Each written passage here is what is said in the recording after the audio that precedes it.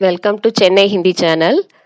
இன்னைக்கு கிளாஸ்லேருந்து நீங்கள் அன்னைக்கு நடத்துறது எல்லாத்தையுமே ஒரு நோட்டில் நீங்கள் எல்லாத்தையுமே எழுதி வச்சுக்கோங்க.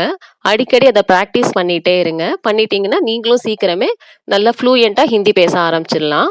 ஸோ இன்னைக்கு என்ன நம்ம கிளாஸில் பார்க்க போகிறோம் அப்படின்னாக்க ஃபண்டமெண்டலாக இருக்கக்கூடிய ப்ரனவுன்ஸ், அதாவது தமிழில் நம்ம என்ன சொல்லுவோம், பிரதிப்பெயர் சொற்கள் அப்படின்னு சொல்லுவோம்.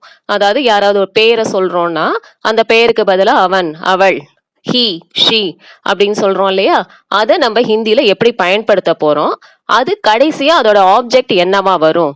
இப்ப நான் அப்படின்னு இருக்கா, நான் இருக்கிறேன், நான் இங்கே இருக்கிறேன் அப்படின்னு சொல்லுவோம். இதே நீ அப்படின்னு வந்தா என்ன சொல்லுவோம், நீ எங்கே இருக்கிறாய் அப்படின்னு கேட்போம். ஸோ ஒவ்வொரு பிரதிபெயர் சொல்லுக்கும் கடைசியா என்ன மாதிரியான ஆப்ஜெக்ட் முடியும் அப்படிங்கிறத பார்க்க போறோம்.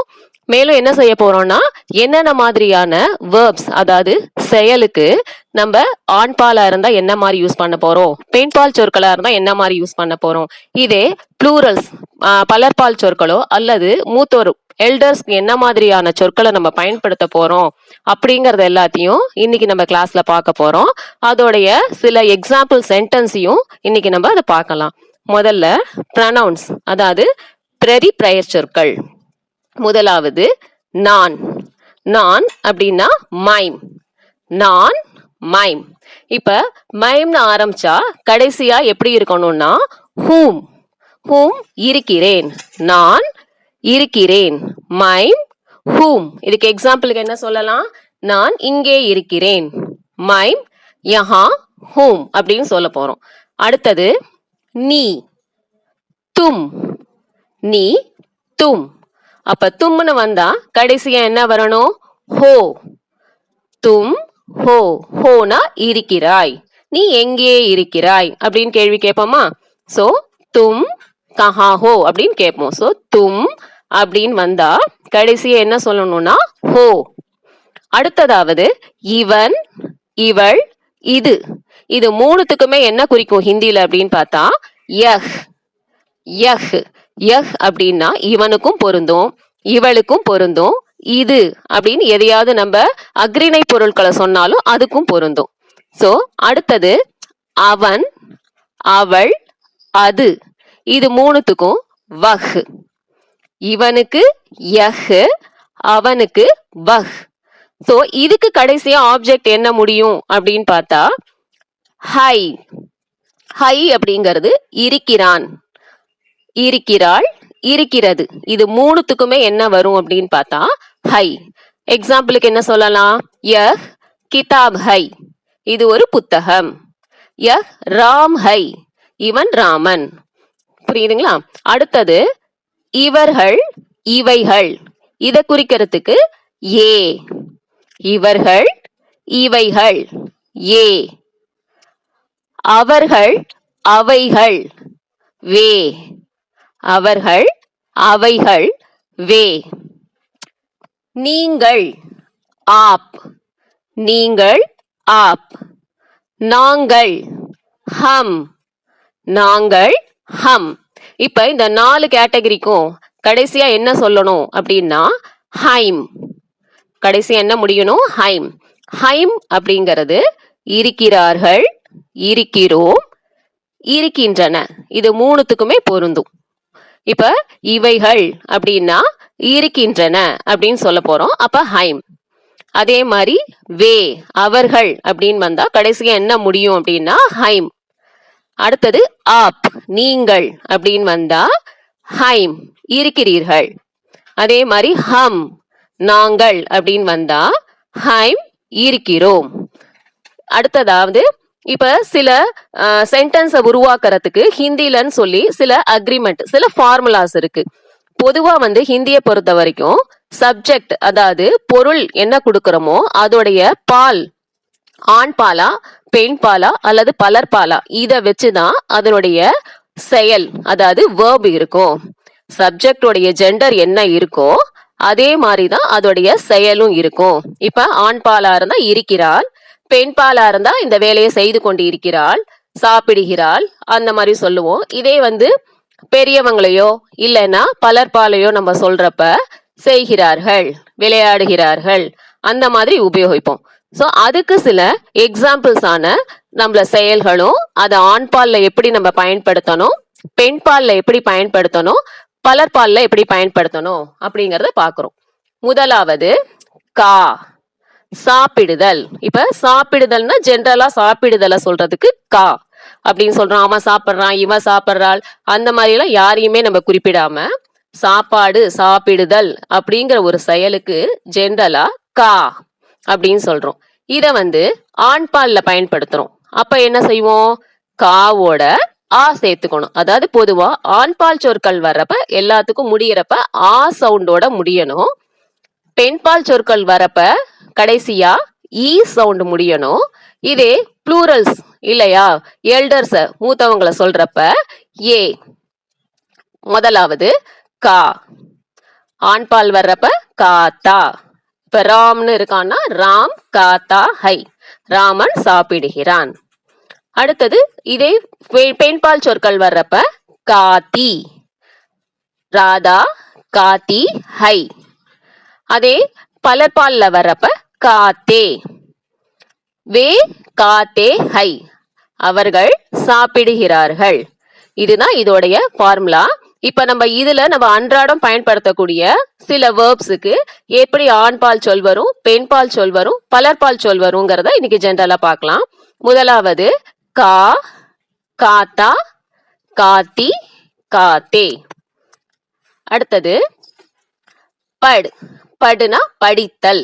படித்தலுக்கு என்ன சொல்றோம்னா படு. இது ஆண் பால் சொல்றப்ப படுத்தா, பெண் பால் சொல் வர்றப்ப படுத்தி, பலர்பால்ல வர்றப்ப படுத்தே. அடுத்தது உட்காருதல், பைட். ஜென்ரலா பைட் அப்படின்னா உட்காருதல். ஆண் பால் வரப்ப பைட் தான், பெண் பால் சொல் வரப்ப பைட் தி, பலர்பால் வர்றப்ப பைட் தே. நெக்ஸ்ட் ஓடுதல், தவுடு. ஓடுதல் தவுடு. ஆண் பால் வரப்ப தவுடு தான், பெண் பால் வர்றப்ப தவுடு தி, பலர்பால் வர்றப்ப தவுடு தே. Next குடித்தல், குடித்தல் B. இதே ஆண் பால் வர்றப்ப பீத்தா, பெண் பால் வர்றப்ப பீத்தி, பலர்பால் வர்றப்ப பீத்தே. நெக்ஸ்ட் எழுந்திருத்தல். பொதுவா எழுந்திருத்தலுக்கு உட், எழுந்திருத்தல் உட். இது ஆண் பால் வர்றப்ப உட்டுத்தா, பெண் பால் வர்றப்ப உட்டுத்தி, பலர்பால் வர்றப்ப உட்டுத்தே. அடுத்தாவது வா, ஆ. வா ஆ.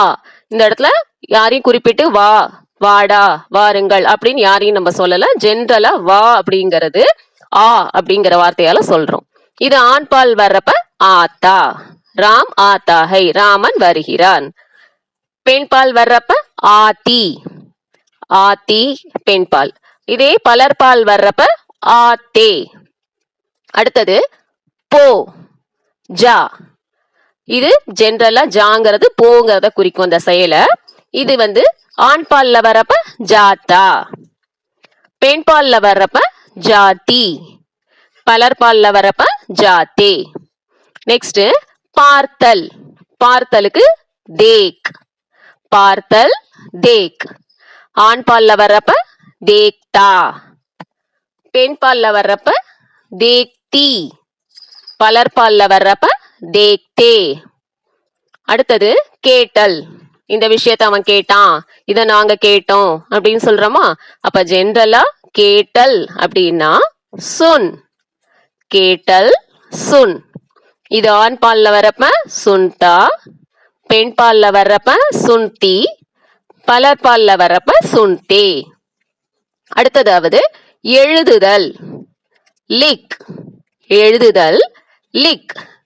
இது ஆண் பால்ல வர்றப்ப லிக்தா, பெண் பால்ல வர்றப்ப லிக்குத்தி, பலர்பால்ல வர்றப்ப லிக்குத்தே. அடுத்ததாவது செய்தல்.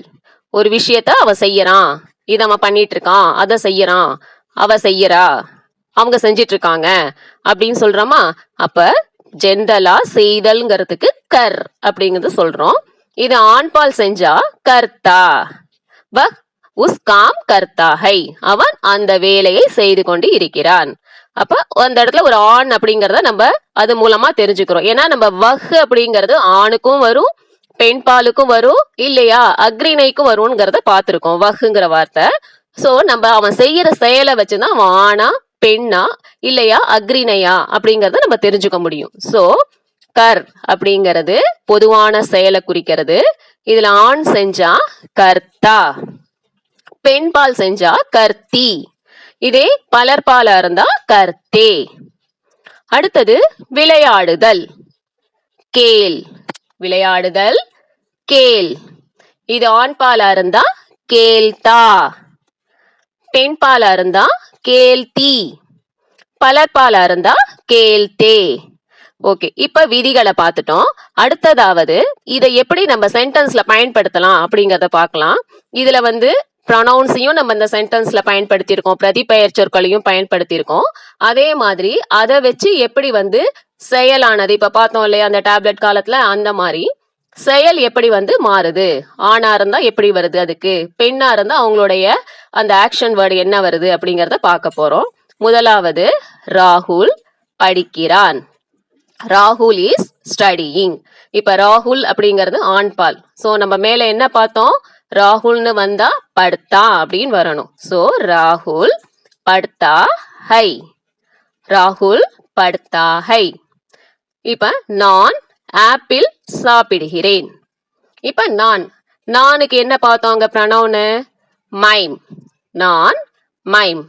ஆப்பிள் சேப், சாப்பிடுகிறேன். இப்ப நான் காத்தி அப்படின்னு சொல்றாங்க. காத்திங்கிறது மூலமா என்ன தெரிஞ்சுக்கிறோம், இது ஆணா பெண்ணான்னு தெரிஞ்சுக்கிறோம். இதே ஆண்பாலா இருந்தா காத்தான்னு அங்க வந்திருக்கணும்.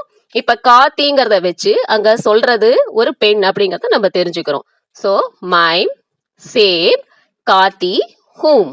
நான் ஆப்பிள் சாப்பிடுகிறேன். மைம் சேப் காத்தி ஹூம். அவன் பழம் சாப்பிடுகிறான். அவன் வஹ், பழம் ஃபல், சாப்பிடுகிறான் என்ன செயல் பார்த்தோம், காத்தா. வஹ் ஃபல் காத்தா ஹை, வஹ் ஃபல் காத்தா ஹை. அவர்கள் நம்மை பார்க்கிறார்கள். இப்ப அவர்களுக்கு என்ன ப்ரொனவுன் பார்த்தோம், பிரதிபெயர் சொல். அவர்கள்னா வே, நம்மை ஹமேம். பார்க்கிறார்கள் ரூட் வேர்டு தேக் அப்படிங்கிறது அதோடைய அடிப்படையான சொல்லு. அதுல இருந்து ப்ளூரல்ஸ் வந்ததுன்னா என்ன பார்த்தோம், தேக்தே. வே ஹமே தேக்தே. அப்ப வேன் வந்தா கடைசியா என்ன போடணும்னு சொல்லியிருக்கோம், நம்ம ஹைம் யூஸ் பண்ணணும்னு சொல்லியிருக்கோம். சோ வே ஹமே தேக்தே ஹைம். அவர்கள் நம்மை பார்க்கிறார்கள். வே ஹமே தேக்தே ஹைம். நீங்கள் என்ன செய்கிறீர்கள். நீங்களுக்கு என்ன பார்த்திருக்கோம், ஆப். நீங்கள் ஆப். என்னன்னா கியா, செய்கிறீர்கள். கர்த்தா கர்த்தி கர்த்தே. இப்ப இந்த இடத்துல எதை பயன்படுத்தணும், நம்ம கர்த்தேவை பயன்படுத்தணும். சோ ஆப் கியா கர்த்தே. ஆப் வந்தா லாஸ்ட்ல என்ன போடணும், ஹைம் போடணும். சோ ஆப் கியா கர்த்தே ஹைம். நீங்கள் என்ன செய்கிறீர்கள். ஆப் கியா கர்த்தே ஹைம். நாங்கள் பாட்டு கேட்கிறோம். நாங்கள் ஹம், பாட்டு கானா. கேட்கிறோம், இப்ப கேட்கிறோம் அப்படிங்கிறது பலர்பால் ப்ளூரல்ல இருக்கு. சோ சுன்தே, ஹம் கானா சுன்தே. இப்ப ஹம் வந்தா லாஸ்ட்ல என்ன போடணும், ஹைம் போடணும். ஹம் கானா சுன்தே ஹைம். சோ இன்னைக்கு நடத்தின இது எல்லாத்தையும் நீங்க ரிவிஷன் பண்ணி பாருங்க. நீங்களா ஓனா ஏதாவது சென்டென்ஸை மேக் பண்ணி நான் மேல கொடுத்துருக்கிற அந்த டேப்லெட்ல இருந்து நீங்களா ஜென்ரலா யூஸ் பண்ணுங்க. அதை நீங்க கமெண்ட்ல சென்ட் பண்ணுங்க. மறக்காம சப்ஸ்கிரைப் பண்ணுங்க.